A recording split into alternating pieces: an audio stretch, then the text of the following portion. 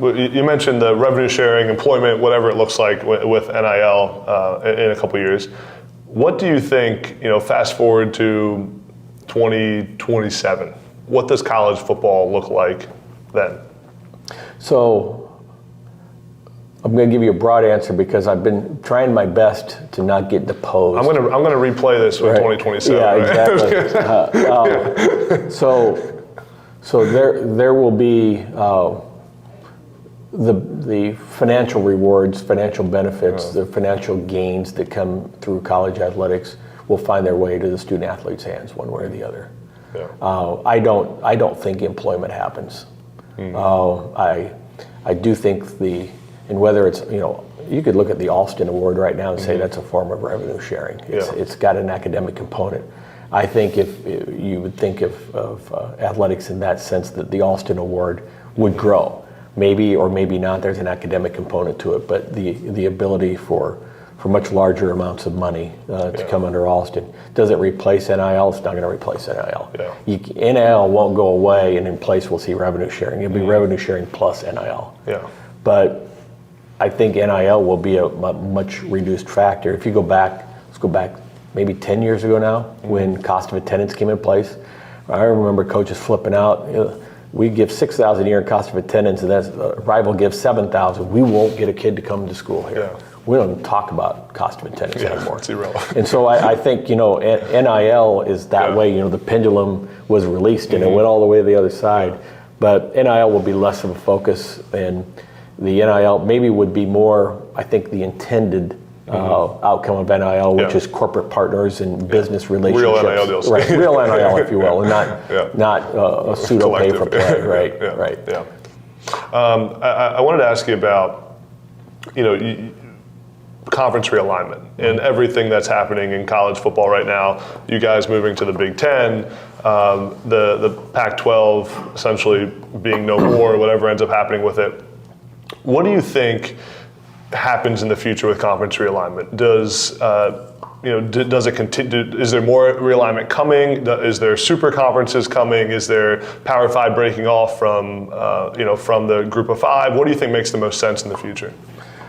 You guys know I love football. And this football season, I've been trying to find a new way to bet on sports. I'm sick of using casinos, the traditional way to do it. And I found the best way to do it, had to tell you guys about it. It's on Cut. Cut is the game-changing social betting platform. Look no further. This is where you gotta be. It's a peer-to-peer betting playground. So put your money where your mouth is. It's time to fire on sports on the best new app I've been looking for a long time. And I found it. It's on Cut. Use my promo code ADAMB and get a 10% deposit match at cut.com. That's cut.com, Kutt.com. Use my code ADAMB for a 10% deposit match when you deposit money. I think there's an equal chance of all of those things. Yeah. I do think the one thing, conferences, from a traditional, how we look at a conference standpoint, we don't need to be scheduling baseball as a conference, for example, or softball as a conference.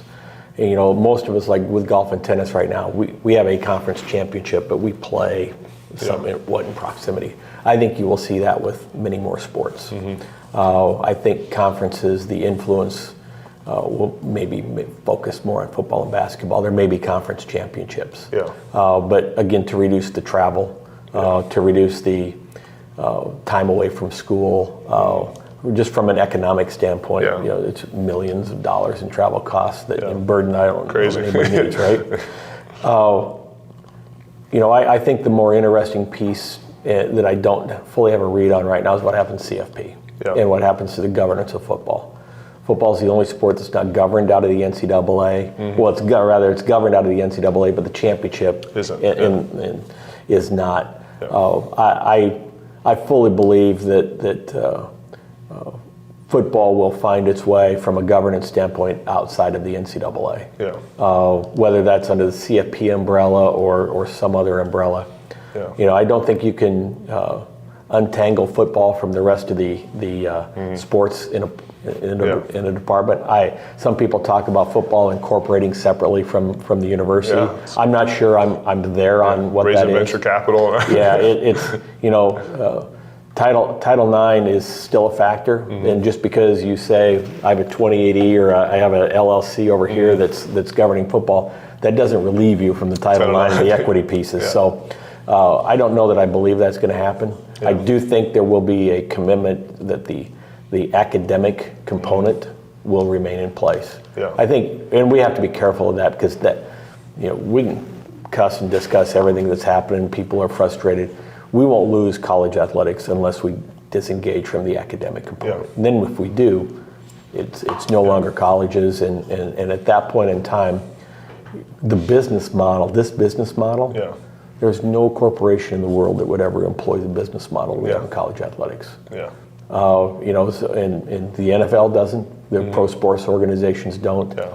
And so I think we have to be really careful about, I always worry about who's looking out for the greater good of this, because commissioners aren't. Commissioners are looking out for their leagues. IDs are looking out for their schools. The NCAA has almost been rendered toothless by the legal system in looking out for the. But who is looking out for the good of the whole?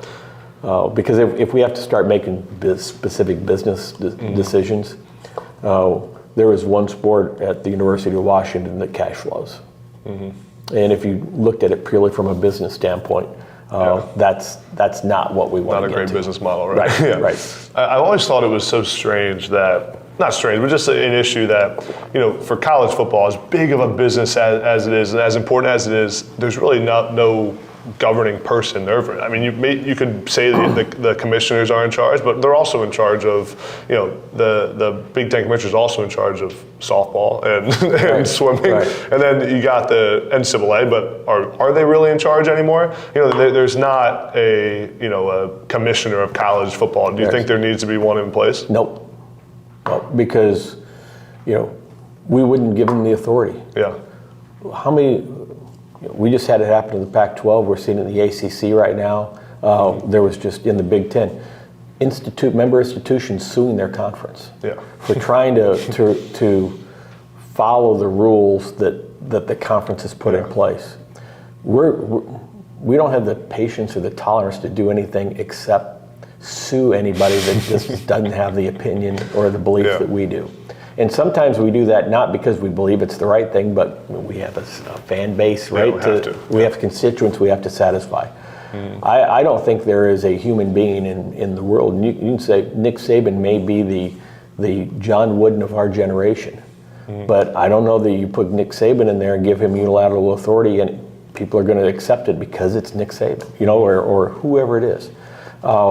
People are going to challenge that. Yeah. I don't see the commissioners being willing to give up the authority that they have. Yeah, that's a good point. And until and unless it becomes conferences go away and every institution is its own, and you have an AFC and an NFC if you look at it from that standpoint, but they still have a designee who makes decisions for all of those institutions, and we don't have the homogeny that the NFL does. Yeah.